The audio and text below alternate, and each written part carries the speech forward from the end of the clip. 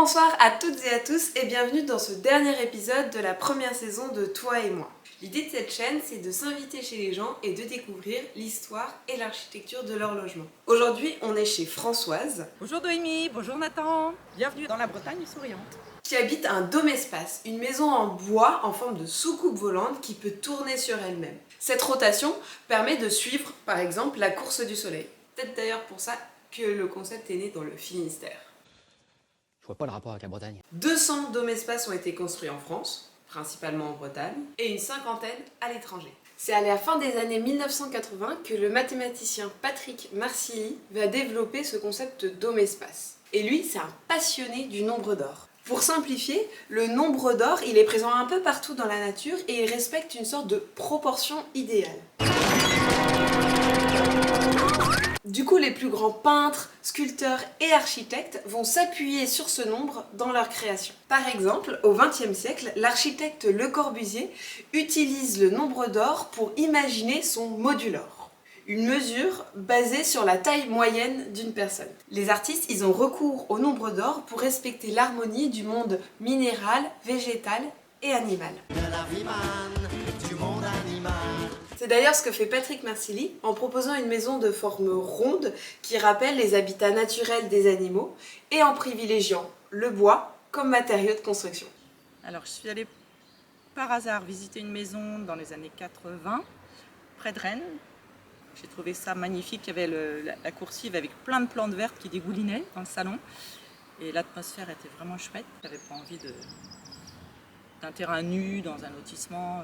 Là, quand je suis arrivée, il y avait déjà les autres arbres. Le plus aussi, c'est que c'est dans un village avec un mur autour, parce que c'est un ancien jardin de presbytère en fait. Alors c'est un kit qu'on reçoit, enfin, on le commande quand même, hein, ça n'arrive pas par hasard. 3 gros camions qui arrivent, et ils étaient à 3, et à 3, ils l'ont monté en 3 mois. Dans le cercle, on peut choisir de mettre rien du tout.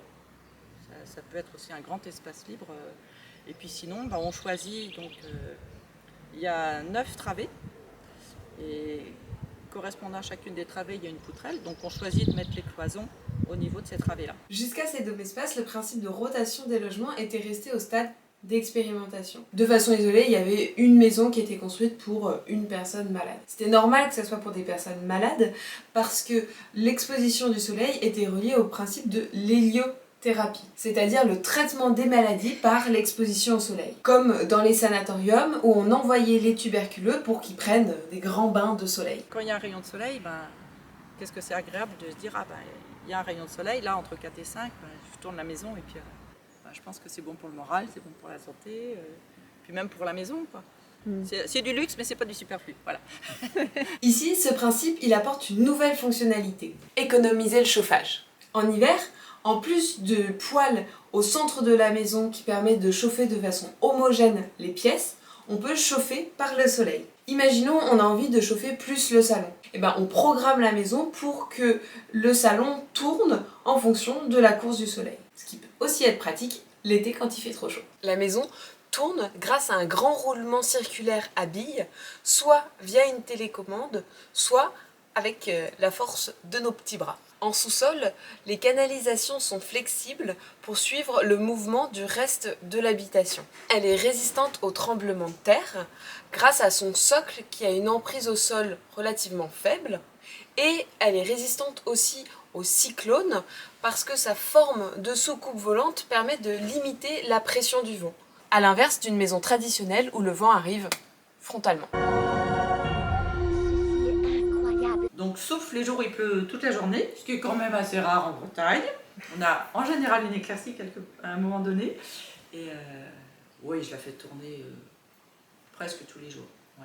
Donc la porte d'entrée, elle est tantôt ici, tantôt là, tantôt là-bas. Comme j'ai des petits élèves qui viennent régulièrement à la maison. Et c'est amusant de les voir passer, puis repasser dans l'autre sens parce qu'ils n'ont pas trouvé la porte. Un peu que j'ai changé de manière à mettre la salle de musique au soleil s'il y en a ou pas.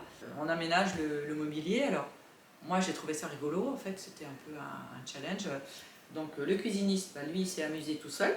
Mais moi par exemple ce petit meuble là, j'ai enlevé les pieds du fond, tout simplement. Le canapé, j'ai mis seulement 2 pieds. Moi j'ai trouvé ça rigolo, puis en fait c'est pas compliqué d'enlever 2 pieds à chaque meuble. Voilà, c'est pas compliqué. Au départ, il s'agissait d'une entreprise familiale qui a eu plusieurs problèmes financiers. Il y a eu même une liquidation en 2017. Et aujourd'hui, ça a été racheté et l'entreprise propose plusieurs gammes de prix différents en fonction de ses moyens.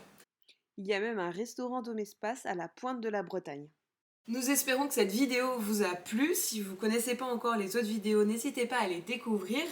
Et nous, on va avancer sur la prochaine saison de Toi et moi. À plus tard! Ta maison est là, tu es sur le seuil, c'est l'hymne de nos campagnes.